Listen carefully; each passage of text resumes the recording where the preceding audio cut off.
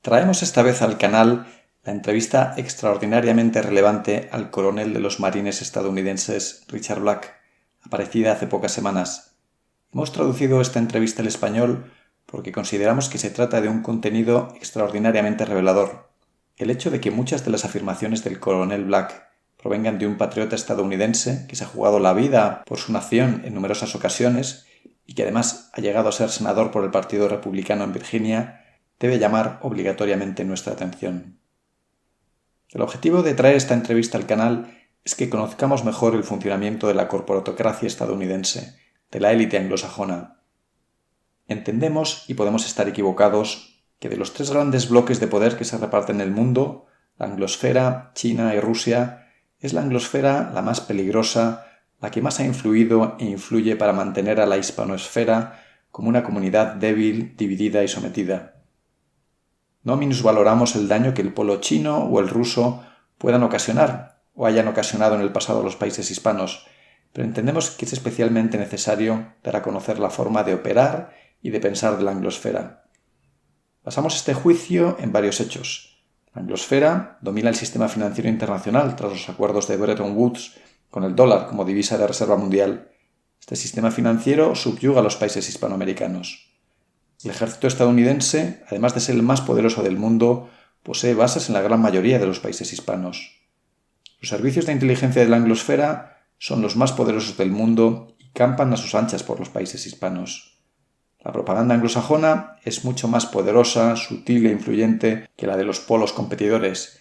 Ni China ni Rusia pueden contraponer algo semejante a Hollywood o a las Big Five Majors, las 5 grandes, enormes multinacionales de generación de contenidos, Disney, Time Warner, que generan desde las noticias del telediario a las películas infantiles que nos empapan con su propaganda y nos calan hasta los huesos, en todo Occidente, en toda la hispanosfera. La anglosfera dispone de una arquitectura institucional en la que debemos incluir a las sociedades secretas que infiltra las instituciones de los países hispanos para favorecer sus intereses. Ejemplo de ello es cómo han conseguido infiltrar y dirigir el principal grupo de pensamiento español, el Real Instituto Elcano, como mostrábamos en un vídeo reciente.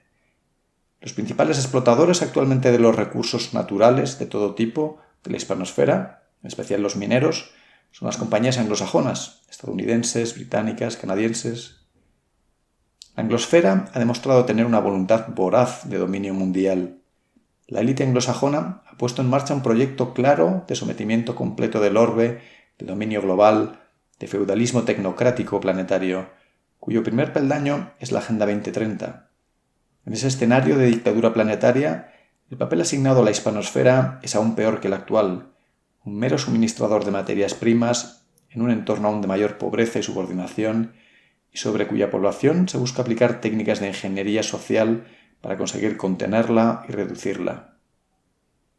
En general, un vistazo a la historia de la hispanidad en estos últimos 200 años muestra cómo la anglosfera ha sido el principal subordinador, debilitador, configurador de la triste realidad hispana actual, que nos ata a un presente de pobreza, sometimiento, dependencia y malestar.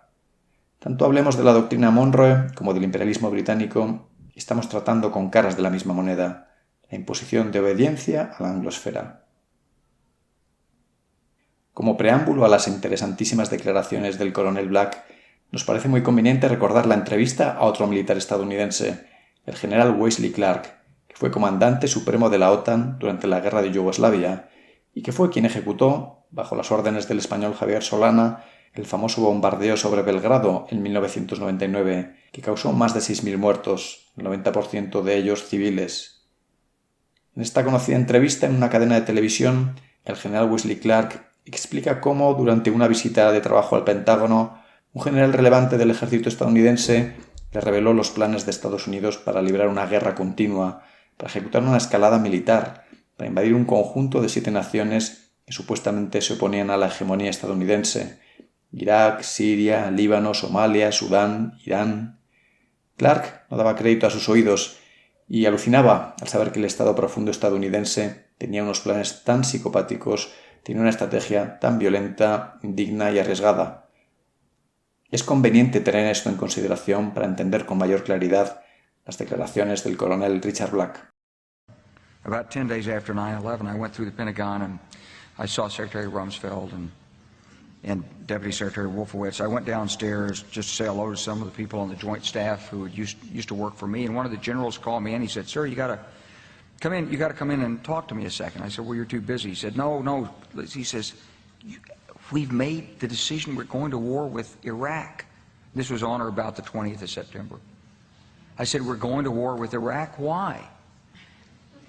He said, "I don't know." He said, "I guess they don't know what else to do." So I said, "Well, did they find some information connecting Saddam to Al-Qaeda?" He said, No. He says, "There's nothing new that way. They've just made the decision to go to war with Iraq." He said, "I guess it's like we don't know what to do about terrorists, but we've got a good military and we can take down governments." And he said, "I guess if the only tool you have is a hammer, every problem has to look like a nail." So I came back to see him a few weeks later, and by that time we were bombing in Afghanistan. I said, "Are we still going to war with Iraq?" And he said, "Oh, it's worse than that." He said, he reached over on his desk, he picked up a piece of paper, he said, I just got this down from upstairs, meaning the Secretary of Defense's office today, and he said, "This is a memo that describes how we're going to take out 7 countries in 5 years, starting with Iraq and then Syria, Lebanon, Libya, Somalia, Sudan, and finishing off Iran." Y vamos ya con la entrevista al coronel Richard Black. Introducción. Hola, estoy aquí con el coronel Richard Black, el senador Richard Black, quien después de servir 31 años en la Marina y en el Ejército, más tarde sirvió en la Cámara de Delegados de Virginia, de 1998 a 2006, y en el Senado de Virginia, de 2012 a 2020. Dejaré ahora que el coronel Black describa su propio servicio militar. Así que, coronel Black, bienvenido. Con la guerra subsidiaria de los Estados Unidos, del Reino Unido y la OTAN contra Rusia, que está teniendo lugar en Ucrania, y la guerra económica que se lleva a cabo directamente contra Rusia, todo esto se ha acompañado de una guerra de información que pretende demonizar a Rusia y especialmente al presidente Vladimir Putin. Un tema que se ha repetido mucho es que el ejército ruso está llevando a cabo campañas despiadadas de asesinato contra civiles y destrucción de áreas residenciales. A menudo, refiriéndose a las operaciones militares rusas en Siria, afirman que Rusia había hecho lo mismo en Siria, especialmente contra Alepo. Estos son supuestamente ejemplos de sus crímenes de guerra y crímenes de lesa humanidad. Usted ha sido un destacado portavoz a nivel internacional durante muchos años, exponiendo las mentiras sobre lo que sucedió en Siria y la guerra de Siria. Así que, primero, déjeme preguntarle cómo y por qué se involucró Rusia militarmente en Siria y cómo contrasta eso con los Estados Unidos y la OTAN y su supuesta justificación para su intervención militar en Siria. Respuesta del coronel Richard Black. Bueno, déjeme comenzar diciendo a nuestros oyentes, sabe que yo soy muy patriota. Me ofrecí voluntario para unirme a los marines. Me ofrecí voluntario para ir a Vietnam. Luché en la campaña de marines más sangrienta de toda la guerra de Vietnam. Yo era piloto de helicóptero, volé 269 misiones de combate. Mi aeronave fue impactada por fuego terrestre en 4 misiones. Más adelante, luché ya en el suelo con la primera división de infantería de Marina y durante una de las 70 patrullas de combate que hice, mis 2 operadores de radio fueron asesinados. Yo fui herido mientras atacábamos y tratábamos de rescatar un puesto de avanzada de marines que estaba siendo sitiado. Así que yo soy muy proestadounidense. En realidad yo fui incluso parte de la OTAN y estaba preparado para morir en Alemania, para defendernos de un ataque de la Unión Soviética. Pero yo no siento que Rusia sea la Unión Soviética en absoluto. La gente no entiende esto porque los medios no lo han dejado claro, pero Rusia no es un estado comunista. La Unión Soviética era un estado comunista. Una de las cosas que he visto que ha sido particularmente irritante para mí, debido a mi experiencia en Siria, ¿sabe?, es que yo he estado en la ciudad de Alepo. La ciudad de Alepo era la ciudad más grande de Siria, o al menos lo era antes de empezar la guerra. Hubo una tremenda batalla. Algunos lo llaman el Stalingrado de la guerra de Siria, lo que no es una mala comparación. Fue una batalla terriblemente amarga que se prolongó desde 2012 hasta 2016. En el transcurso del combate urbano, cualquier fuerza que está luchando Se ve obligada a destruir edificios. Los edificios son derribados en una enorme escala. Esto sucede cada vez que tienes combates urbanos. Yo he caminado por las calles de Alepo mientras todavía se estaba en combate. He mirado a través de una hendidura en los sacos de arena, en los sacos terreros, hacia territorio controlado por el enemigo. He estado sobre tanques que habían sido reventados y este tipo de cosas. Lo que sí sé y puedo decirle sobre Alepo es que Rusia era extremadamente reacia a participar en el combate en Siria. La guerra comenzó en 2011, cuando los Estados Unidos desembarcaron operativos de la inteligencia central para comenzar a coordinarse con Al-Qaeda y otros grupos terroristas. Hemos sido partidarios inquebrantables de Al-Qaeda desde antes de que comenzara formalmente la guerra en Siria. Nosotros somos partidarios de Al-Qaeda hoy. La CIA les daba suministros bajo la operación secreta Timber Sycamore. Les dimos todas sus armas antitanque, todos sus misiles antiaéreos. Al-Qaeda siempre ha sido nuestro representante, nuestra fuerza proxy, nuestra fuerza subsidiaria sobre el terreno. Ellos, junto con ISIS, han llevado a cabo las misiones de los Estados Unidos, junto con un gran número de afiliados que realmente eran un poco intercambiables. Tenías a los soldados del ejército sirio libre, que se movían al ISIS, a Al-Qaeda y de vuelta al ejército sirio libre, de manera bastante fluida. Así que iniciamos esa guerra, pero los Estados Unidos tienen una política estratégica de uso de proxies, de representantes para entrar en guerra. Nuestro objetivo era derrocar al gobierno legítimo de Siria y para hacerlo empleamos soldados proxy, que eran los más viles de todos los terroristas. Algo similar está pasando ahora mismo en Ucrania. Pero volviendo a Alepo, el ejército sirio, junto con Hezbollah, que era muy efectivo, y también junto con algunas tropas que fueron organizadas por Irán, pero en realidad era un montaje, un show sirio, ciertamente dirigido por los generales sirios. Y habían peleado en ese amargo combate urbano muy brutal, muy mortal, y habían luchado durante 4 años antes de que Rusia se uniera a la batalla. Así que, después de 4 años, la ciudad de Alepo tenía una enorme destrucción. En ese punto, los rusos, por invitación del gobierno legítimo de Siria, entraron en la guerra. Pero a diferencia de lo que muchos de los medios informaban, no entraron en la guerra como una fuerza terrestre. Tenían algunas pequeñas fuerzas terrestres, tenían policía militar, tenían algunas unidades de artillería, tenían algunas personas de operaciones especiales y bastante número de asesores y ese tipo de cosas, pero no tenían una fuerza terrestre significativa. Por otro lado, sí que tenían una fuerza aérea importante y muy eficaz, que complementó la fuerza aérea siria. Pero en realidad fue solo durante el último año de la guerra que entraron en la batalla de Alepo. Entraron y su poderío aéreo fue muy efectivo, y por entonces los sirios habían desgastado bastante bien a las fuerzas terroristas, y con la ayuda rusa pudieron inclinar la punta de la balanza, y Alepo fue la gran victoria de toda la guerra de Siria. Pero culpar a los rusos por la destrucción masiva que tuvo lugar dentro de Alepo es extraño, porque ellos ni siquiera estaban allí, ni siquiera estaban presentes cuando esto sucedió. Así que esto es simplemente otra parte de la narrativa propagandística que es y que ha sido muy efectiva para que Occidente demonice a Rusia. Y se hacen afirmaciones que no tienen sustancia, pero la gente no recuerda la historia de estos temas que son bastante complejos. Y no, Rusia no ha sido en ningún sentido responsable de la destrucción masiva de la ciudad de Alepo. Pregunta: ¿qué opinas sobre los métodos de guerra seguidos por Rusia en oposición a los de Estados Unidos y las fuerzas aliadas en Siria? Respuesta: bien, en primer lugar, la participación estadounidense en la guerra contra Siria era una guerra de agresión. Nosotros pusimos allí el centro de inteligencia, el centro de actividad especial de la CIA, altamente secreto. Las personas que trabajan allí son una especie de James Bond de la Agencia Central de Inteligencia, totalmente maquiavélicos. Harán todo lo que tengan que hacer. No hay restricciones para estos tipos. Los enviamos y comenzamos la guerra en Siria. La guerra no existió hasta que nosotros mandamos a la CIA a coordinarse con elementos de Al-Qaeda. Así comenzamos la guerra.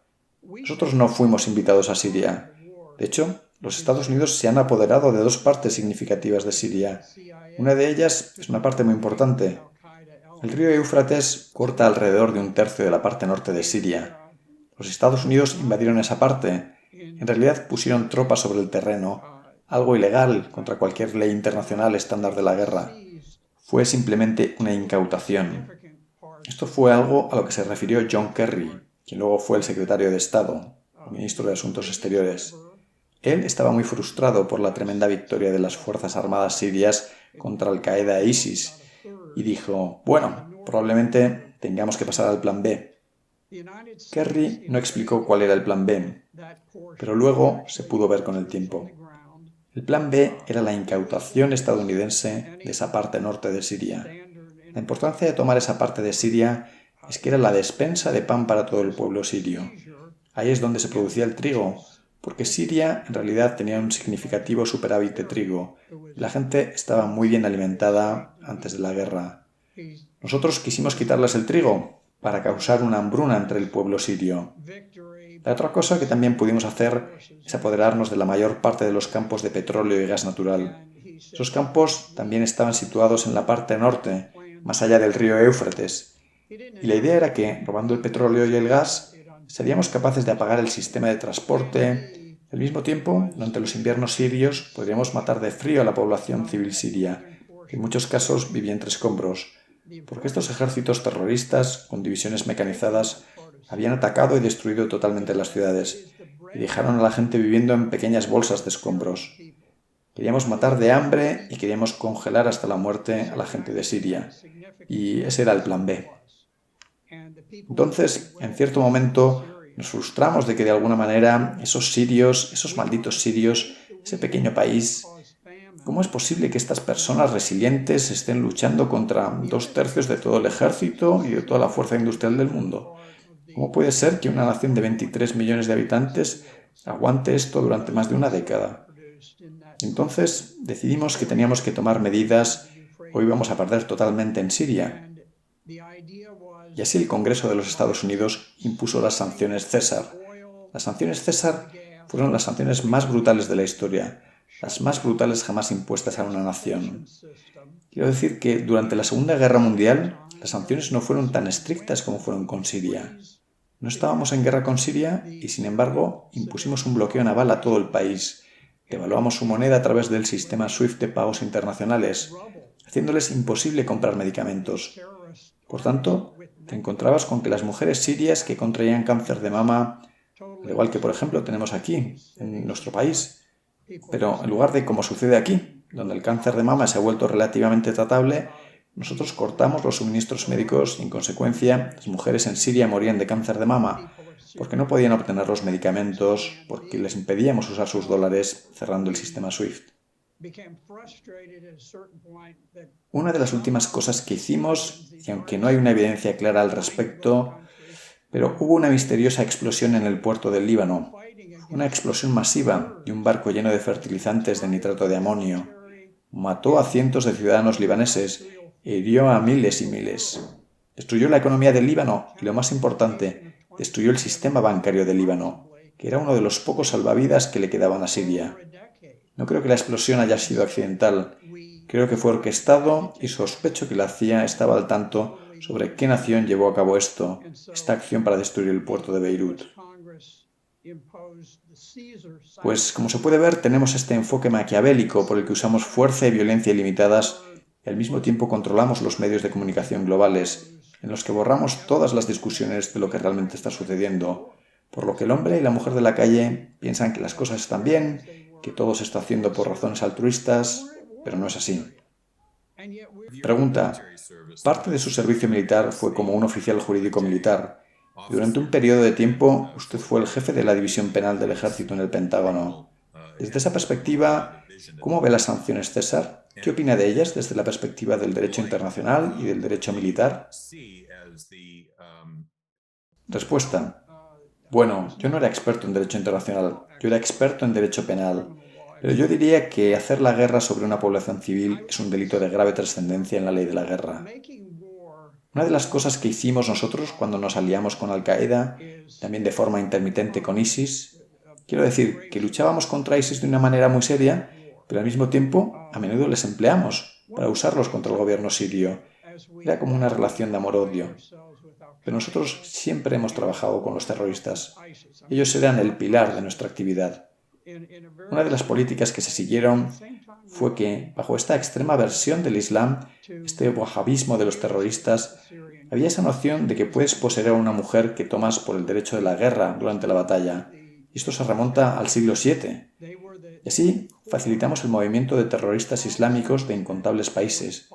Y vinieron y se unieron a ISIS, se unieron a Al-Qaeda, se unieron al Ejército Sirio Libre, a todos estos diferentes grupos terroristas.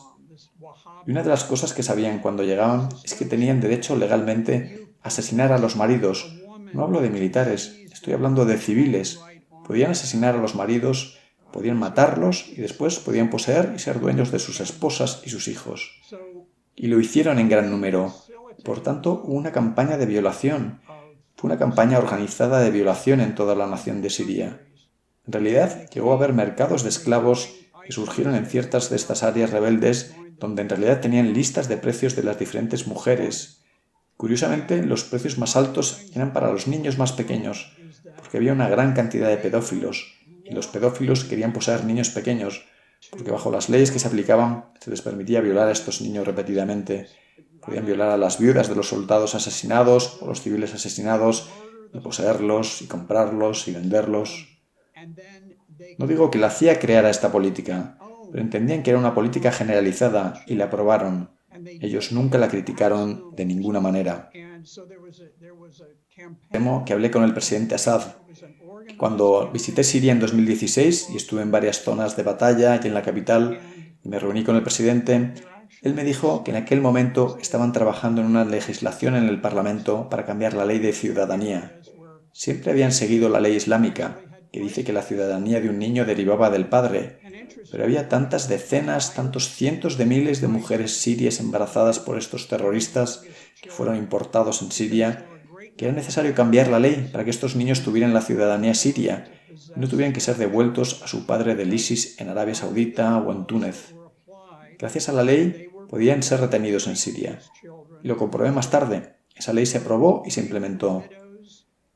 Pero esto solo muestra la crueldad absoluta que usamos cuando peleamos estas guerras. No tenemos límites en la crueldad y la inhumanidad que estamos dispuestos a imponer a un pueblo, haciéndole sufrir para que de alguna manera eso se traduzca en derrocar al gobierno y además en quedarnos con su petróleo, con sus recursos. Pregunta. Claramente esa es la política contra Rusia hoy, por la administración actual. Respuesta. Sí. ¿Sabe? Rusia quizá ha sido bendecida con más recursos naturales que cualquier otra nación en la Tierra. Son un importante productor de grano, de petróleo, de aluminio, de fertilizantes y una inmensa cantidad de cosas que se vinculan con toda la economía global. Sin duda, hay gente que mira esto y dice, ¿sabes? Si nosotros de alguna manera pudiéramos romper a la propia Rusia, serían fortunas, serían trillonarios por docenas. Hay algo de atracción en eso. Ciertamente se ha visto ya algo de esto que está sucediendo, con los intereses extranjeros apoderándose de Ucrania y tomando sus vastos recursos. Pero comenzamos nuestra acción contra Rusia casi inmediatamente después de la disolución de la Unión Soviética. La Unión Soviética fue disuelta, el Pacto de Varsovia se disolvió y, lamentablemente, una de las grandes tragedias de la historia es que no logramos disolver la OTAN. El único propósito de la OTAN era defenderse de la Unión Soviética. La Unión Soviética ya no existía. La OTAN estaba enfrentada directamente contra el Pacto de Varsovia. El Pacto de Varsovia se había ido, ya no existía. No había ningún propósito en que la OTAN siguiera existiendo. Sin embargo, la mantuvimos y no podía existir a menos que tuviera un enemigo. Rusia estaba desesperada por convertirse en parte de Occidente. Yo me reuní con el jefe de Gazprom, la corporación más grande de Rusia. Esto fue justo después de la desaparición de la Unión Soviética. Me describió cómo estaban luchando para que sus medios de comunicación fueran tan libres como lo eran en Occidente. Y ellos nos percibían mucho más libres de lo que en realidad somos. Él me dijo, ¿sabes? Tenemos este problema porque tenemos el levantamiento en Chechenia, que es parte de Rusia. Y él me decía, los rebeldes de Chechenia envían vídeos a la televisión rusa y nosotros los reproducimos en la televisión rusa, porque así es como funciona la libertad de expresión. Le dije, ¿estás bromeando? Le dije, ¿estás publicando las películas de propaganda enemiga? Dijo que sí. Y yo le dije, ¿no es así como lo hacen en Estados Unidos? No. Le dije, durante la Segunda Guerra Mundial, tomamos al jefe de la Associated Press y lo pusimos a cargo de la censura de tiempos de guerra, y era muy estricta. Esto es un ejemplo de cómo se estaban esforzando. Ellos pasaron de ser oficialmente un país ateo a ser la nación más cristianizada de Europa. No solo eran las personas más cristianizadas en cualquier país de tamaño importante en Europa, sino que el propio gobierno apoyó mucho a la Iglesia, a la fe cristiana. Ellos incluso modificaron su constitución para decir que el matrimonio era la unión de hombre y mujer. Se volvieron muy restrictivos en la práctica del aborto. Pusieron fin a la práctica de las adopciones de niños por extranjeros, ya que había casos de algunas personas que iban a Rusia y adoptaban niños pequeños con fines inmorales. Así que se convirtieron en una cultura totalmente diferente. En cualquier caso, en Estados Unidos tenemos una estrategia de largo plazo. Esa política militar, esa estrategia de expandir el imperio. Lo hemos hecho en el Medio Oriente, donde hemos intentado crear un imperio neocolonial masivo que se ha deshilachado, la gente no lo quiere y al parecer está condenado a la extinción, aunque puede continuar por otros 100 años. Pero en cualquier caso, estamos tratando de hacer algo similar a medida que nos extendemos hacia el este, hasta virtualmente llegar a la frontera ucraniana, a la frontera rusa. Pregunta: ¿la posición de Estados Unidos y el Reino Unido sobre la guerra en Ucrania ha cambiado en estas últimas semanas y ahora no solo se busca apoyar la guerra, sino también se quiere conseguir la victoria a toda costa? Así ha sido declarado por el secretario de Defensa Austin, y se está enviando armamento militar en grandes cantidades, no solo armamento defensivo, sino ofensivo al régimen de Kiev. ¿Qué opina sobre las consecuencias de esta política? Respuesta: creo que esto asegurará que un número tremendo de soldados ucranianos inocentes morirá innecesariamente, que muchos soldados rusos morirán innecesariamente. Son chicos jóvenes, ya sabes, los chicos van a la guerra. Yo fui a la guerra cuando era un crío. Crees en tu país para lo bueno y para lo malo. Se piensa que todo lo que hace tu país es bueno. Simplemente me rompe el corazón cuando miro en las caras de los jóvenes rusos que han sido asesinados a tiros, en algunos casos muy criminalmente, por las fuerzas ucranianas. De la misma forma, veo jóvenes ucranianos que están siendo masacrados en el campo de batalla. A los estadounidenses no nos importa. A los Estados Unidos y a la OTAN no nos importa cuántos ucranianos mueran. No nos importa cuántos civiles, o mujeres, o niños, o soldados. No nos importa. Se ha convertido en un gran partido de fútbol. Tenemos a nuestro equipo, ellos tienen a su equipo, queremos meter más goles. Y sabes, no nos importa cuántos de nuestros jugadores quedarán lisiados en el campo de juego siempre y cuando ganemos. Ahora estamos enviando cantidades enormes de armas, y se ha escrito en prensa que el stock de Raytheon, que crea misiles, y de Northrop Grumman, que crea aviones, y de todas estas industrias de defensa se han inflado tremendamente con dólares de impuestos. No creo que en última instancia esto vaya a cambiar el resultado, y creo que Rusia prevalecerá. Los ucranianos están en una posición estratégica muy incómoda. Si miras la forma en que esto se desarrolló, el presidente Putin hizo un esfuerzo desesperado por detener la marcha hacia la guerra. En diciembre de 2021 llegó a poner sobre la mesa propuestas específicas por escrito a la OTAN, propuestas de paz para apaciguar lo que se venía, porque en este punto Ucrania estaba concentrando tropas para atacar el Donbass. Entonces, él estaba tratando de evitar esto. No quería la guerra, y la OTAN simplemente arruinó la iniciativa, simplemente la descartó. Nunca se lo tomó en serio, nunca entró en negociaciones serias. En ese momento, Putin, viendo que esos ucranianos armados, con armas para matar a las tropas rusas, estaban literalmente en sus fronteras, decidió que tenía que atacar primero. Ahora puedes ver que esto no fue algo planeado previamente. Esto no fue como el ataque de Hitler a Polonia. ¿Dónde está la regla general habitual que siempre tienes que tener una ventaja de 3-1 cuando eres el atacante? Tienes que concentrar 3 veces más tanques, artillería, aviones y hombres que los del enemigo. De hecho, cuando Rusia entró, ellos entraron con lo que tenían, lo que pudieron improvisar en poco tiempo, y fueron superados en número por las fuerzas ucranianas. Las fuerzas ucranianas tenían alrededor de 250.000 hombres. Los rusos quizá tenían 160.000. Así que en lugar de tener 3 veces más, en realidad tenían menos tropas que los ucranianos, pero se vieron obligados a atacar para tratar de adelantarse a la batalla que se avecinaba, donde los ucranianos habían amasado estas fuerzas contra el Donbass. El Donbass es adyacente a Rusia, es una parte de Ucrania que no se unió al gobierno revolucionario que llevó a cabo el golpe de Estado en 2014 y derrocó al gobierno de Ucrania. Ellos se negaron a formar parte del nuevo gobierno revolucionario de Ucrania y así lo hicieron. Declararon su independencia y Ucrania había reunido este enorme ejército para atacar el Donbass. Y así Rusia fue forzada a entrar para adelantarse a ese ataque planeado por Ucrania. Se podía ver que Rusia tenía esperanzas de que podrían llevar a cabo esta operación especial sin causar bajas indebidamente a los ucranianos. Porque ellos piensan, los ucranianos, o al menos pensaban, en los ucranianos como hermanos eslavos. Ellos querían tener buenas relaciones. Hay una foto famosa de un tanque ruso que había sido detenido por un conjunto de unos 40 civiles que simplemente salieron a la carretera y bloquearon la carretera y detuvieron el tanque.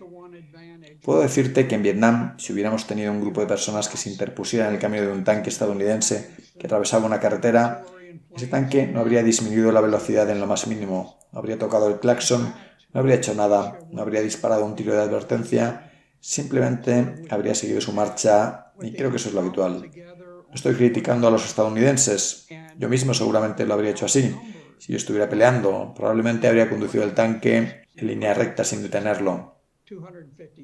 Pero lo que estoy diciendo es que las reglas para entrar en combate de los rusos eran muy cautelosas. No querían crear una gran cantidad de odio y animosidad. Los rusos no entraron e hicieron bombardear el sistema eléctrico, el sistema de telecomunicaciones, los sistemas de agua, todo eso, los puentes. Ellos trataron de mantener la infraestructura de Ucrania en buen estado, porque querían que volvieran, querían que esto terminara y volviera a la normalidad. No funcionó. Los ucranianos, la resistencia ucraniana fue inesperadamente dura. Los soldados ucranianos lucharon con gran valor, con gran heroísmo, y ahora las apuestas se han redoblado y la partida se ha vuelto mucho más seria. Pero es increíble ver que Rusia, dominando el aire, no ha destruido los sistemas de trenes, no ha derribado las centrales eléctricas, no ha destruido tantas y tantas cosas.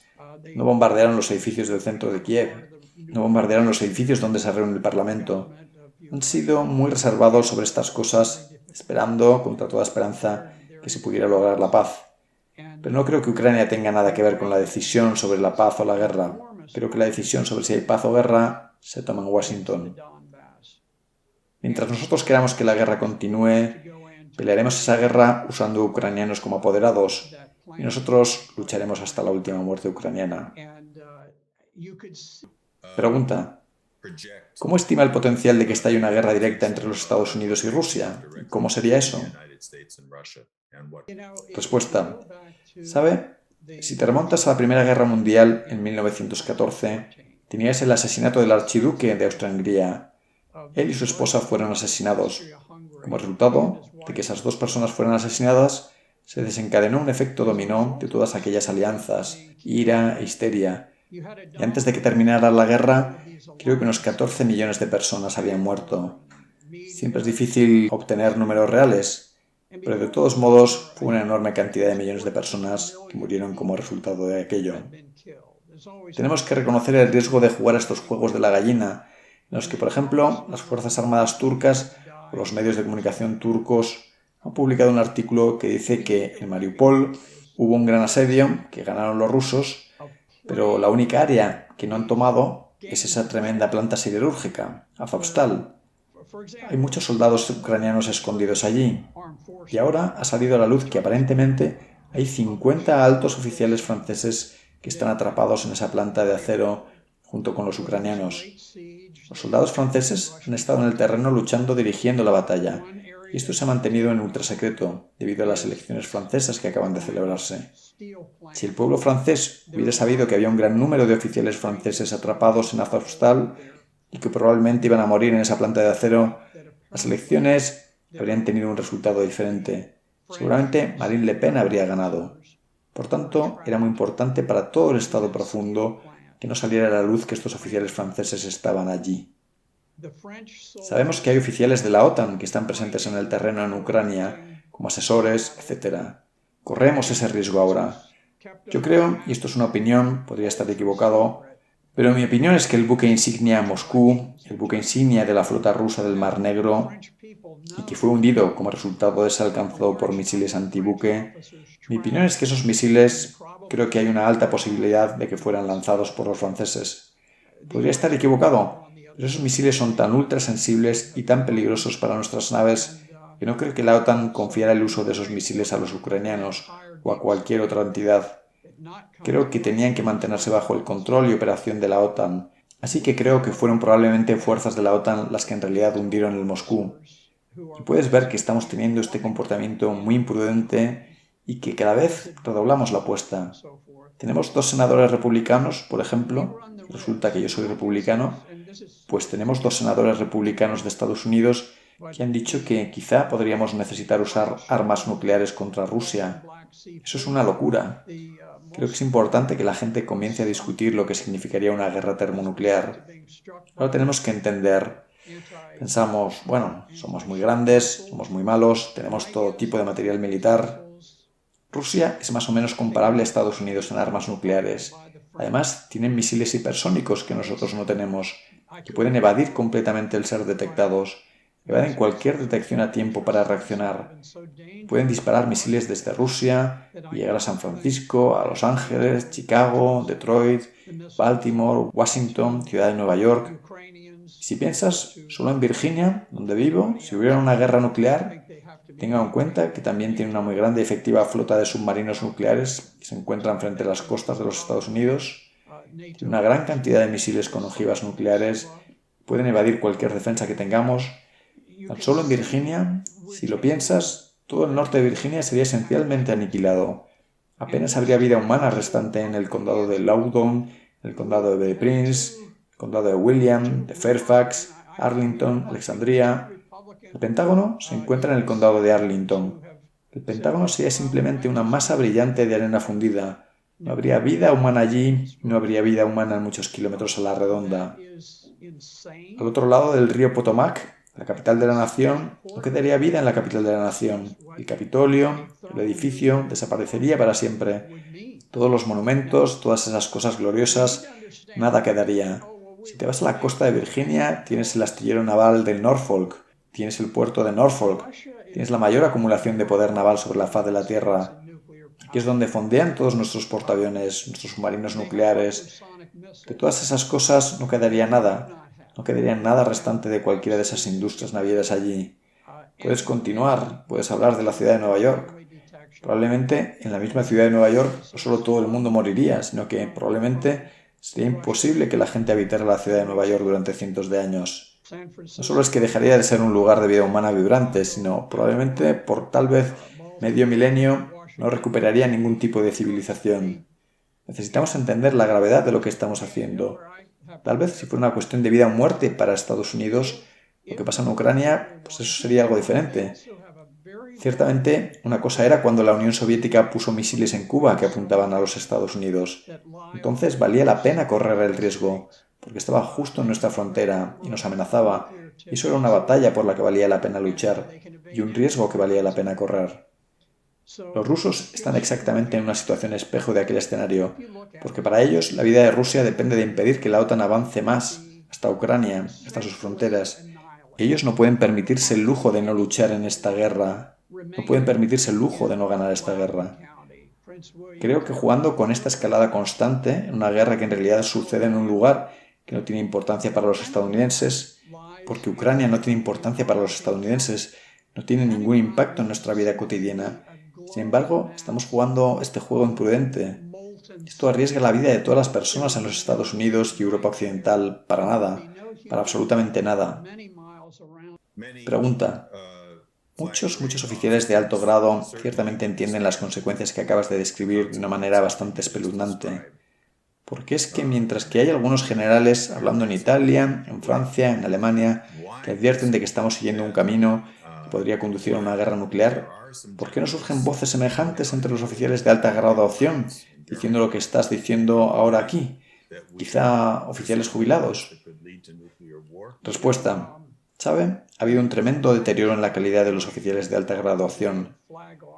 Volviendo a hace un tiempo, en los años 90, tuvimos oficiales de alta graduación muy buenos. Durante el tiempo que estuve en servicio activo, me fui en el 94, teníamos personas de calidad superior. Pero lo que sucedió es que posteriormente tuvimos al presidente Clinton, más tarde tuvimos a Obama, tenemos a Biden ahora, y aplican un filtro político muy estricto a sus oficiales militares. Pero tenemos hombres que dicen sí a todo. Estos no son personas con principios, con devoción a los Estados Unidos y su gente. Su principal devoción es a sus carreras y su capacidad para crear una red de contactos con otros oficiales militares. Al jubilarse, hay una red de contactos muy fuerte que puede colocar a generales militares en grupos de pensamiento, en think tanks donde promueven la guerra, en empresas como Raytheon o Northrop Grumman y todas estas empresas de defensa donde pueden conseguir puestos en consejos de administración y cosas así. Hay que pagar un precio personal considerable por decir, parad la guerra no es de interés para el pueblo estadounidense. Si tuviéramos una mejor calidad de individuos, si tuviéramos gente con coraje que dijera, no me importa lo que me cueste a nivel personal, pero es muy difícil acceder a los escalones superiores de mando si eres un individuo guiado por principios, por patriotismo y por devoción a la gente de esta nación. Así no es como funciona el sistema. En algún momento necesitamos un presidente que llegue y sacuda el árbol y caerán un montón de estas personas, porque son peligrosas, son muy peligrosas para Estados Unidos. Pregunta. La Gaceta Larousse y el Instituto Schiller tienen una petición y mantuvimos una conferencia el 9 de abril sobre este mismo tema para comunicar que la única manera de detener realmente este descenso al infierno y al posible holocausto nuclear es una reedición del Tratado de Paz de Westfalia. En este caso, se trataría de una conferencia internacional para asegurar una nueva arquitectura de seguridad y una nueva arquitectura de desarrollo basada en el derecho al desarrollo para todos los países. Y como en la Paz de Westfalia es necesario que todas las partes se sienten juntas, reconozcan sus intereses soberanos, incluyendo los intereses soberanos de los demás, y perdonen todos los crímenes pasados. Cualquier solución que no llegue a esto va a mantener esta división del mundo en bloques enfrentados. De la misma forma que te preguntaba qué impide que los generales hablen, qué se necesitará para que los estadounidenses reconozcan que podemos y debemos sentarnos con los rusos y con China y con todas las demás naciones y establecer un verdadero mundo justo basado en la dignidad del hombre y en el derecho al desarrollo y la seguridad. Respuesta. Creo que lamentablemente va a tener que haber un dolor enorme para impulsar esa iniciativa, tal como lo hubo con el Tratado de Paz de Westfalia. Una guerra nuclear lo impulsaría, un cataclismo económico de proporciones sin precedentes como resultado de la impresión desenfrenada de dinero en la que hemos caído durante los últimos 20 años. Hay cosas que podrían hacerlo realidad, pero en el momento actual los medios de comunicación han sido totalmente censurados y son tan parciales que la gente estadounidense realmente no tiene la percepción de la necesidad de nada de este tipo. Ahora está sucediendo algo interesante. Aquí en este país pensaríais que todo el mundo está en contra de Rusia. No es así. Hay países importantes del mundo que se inclinan a apoyar a Rusia en esta guerra, comenzando con China. Pero luego tienes a Brasil, tienes a Sudáfrica, Arabia Saudita. Hay una amplia gama de países. India está dando un tremendo apoyo a Rusia. Por eso la idea que tenemos enormemente extendida de que esto es una causa justa, esa idea no resuena en gran parte del mundo. Y gran parte del mundo no acepta la propaganda más reciente sobre crímenes de guerra. Este tema sobre Bucha, que es probablemente el más relevante de lo que se ha hablado sobre crímenes de guerra. Todas estas discusiones sobre lo que pasó en Bucha. Hay una filmación tomada de vehículos que circulaban por la carretera en Bucha, que había sido capturada a los rusos, y cada 30 metros más o menos había una persona con las manos atadas a la espalda. Y esto no se descubrió, no se anunció hasta 4 días después de que los ucranianos hubieran tomado Bucha. Hasta entonces no se sabía nada al respecto. En realidad ni siquiera se tenían pruebas de que se habían matado a estas personas, pero suponiendo que las hubieran matado, no sabíamos dónde los habían matado, quiénes eran, no sabíamos quién los mató, no sabemos por qué los mataron. Nadie pudo proporcionar un motivo adecuado por el que los rusos les hubieran matado. Los rusos tuvieron el control de Bucha durante un mes. Y si los iban a matar, ¿por qué no los mataron durante ese mes? Y si vas a matar a un montón de personas, ¿no estarían todos en el mismo lugar y no los dispararías a todos allí? ¿Por qué los distribuirías a lo largo de un camino? No tiene sentido. Lo que sí sabemos es que 4 días después de que el alcalde de Bucha anunciara con alegría que la ciudad fue liberada, 4 días después de que el ejército ucraniano entró y de que la unidad de propaganda del ejército ucraniano estaban allí, de repente aparecieron todos esos muertos, toda esa gente en el camino. ¿Por qué no aparecieron cuando los rusos estaban allí? ¿Cómo es que aparecieron después de que los rusos se fueran? Si yo fuera un investigador, si yo estuviera investigando un caso criminal, simplemente un caso penal típico. Si yo fuera parte de una unidad de investigación criminal o del FBI o de la policía militar, yo diría algo así como, bueno, lo primero, echemos un vistazo a los ucranianos. Mi suposición sería, y sabes que comienzas a investigar con una corazonada cuando investigas un crimen, mi corazonada sería que los ucranianos mataron a esas personas después de que llegaron allí y después de que investigaron, pensaron, ¿quiénes fueron amistosos con las tropas rusas mientras los rusos estaban aquí? Vamos a ejecutarlos.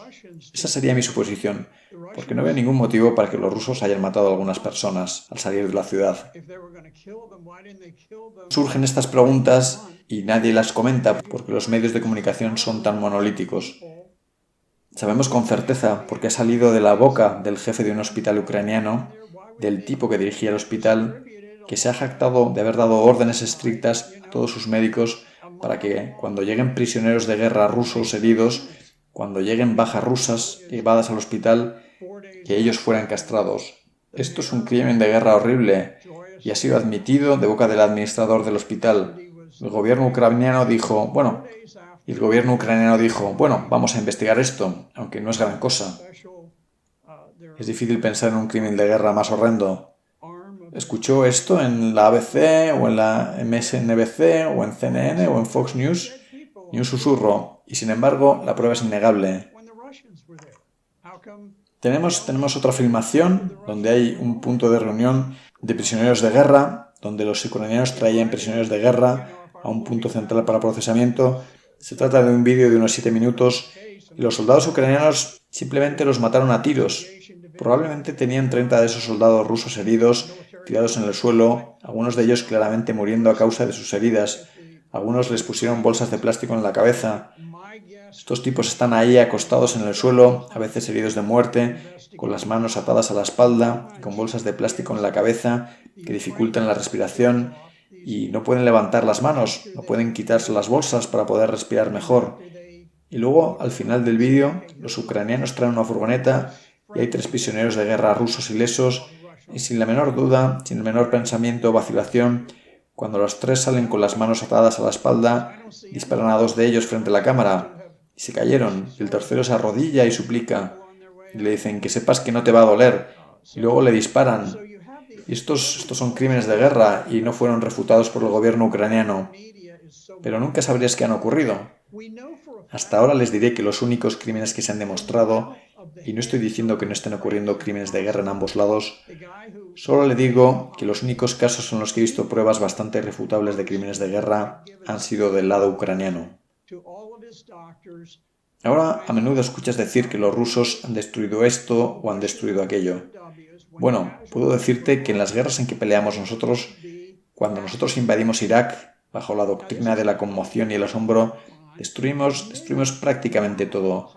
En Irak nosotros bombardeamos objetivos militares y civiles de cualquier importancia, sin mucha discriminación.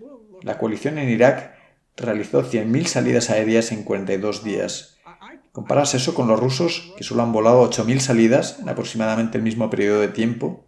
100.000 incursiones americanas de bombardeo contra 8.000. 100.000 contra 8.000 aproximadamente en el mismo tiempo. Creo que los rusos han tendido a ser más selectivos, mientras que nosotros fuimos allí con la filosofía de conmoción y asombro, por la que destruyes todo lo que se necesita para sostener la vida humana y para que una ciudad funcione. Destruyes el suministro de agua, el suministro eléctrico, la calefacción, ya sabes, el petróleo, la gasolina, destruyes todos los puentes principales y luego simplemente continúas y simplemente destruyes todo. Así que es realmente irónico. Tengan en cuenta que Irak es un país relativamente más pequeño que Ucrania. Al mismo tiempo, hay una tremenda diferencia entre la violencia entre lo que hicimos en Irak y lo que han hecho en Ucrania. Así que simplemente no hay credibilidad cuando realmente llegas a los hechos y mires la forma en que se ha llevado a cabo la guerra. Pregunta. Bueno, senador Black, coronel Black, creo que la forma en la que ha descrito el horror de lo que está ocurriendo, no podemos esperar a que una guerra nuclear provoque una nueva paz de Westfalia. Sugeriría que lo que has descrito ya es lo suficientemente horrible.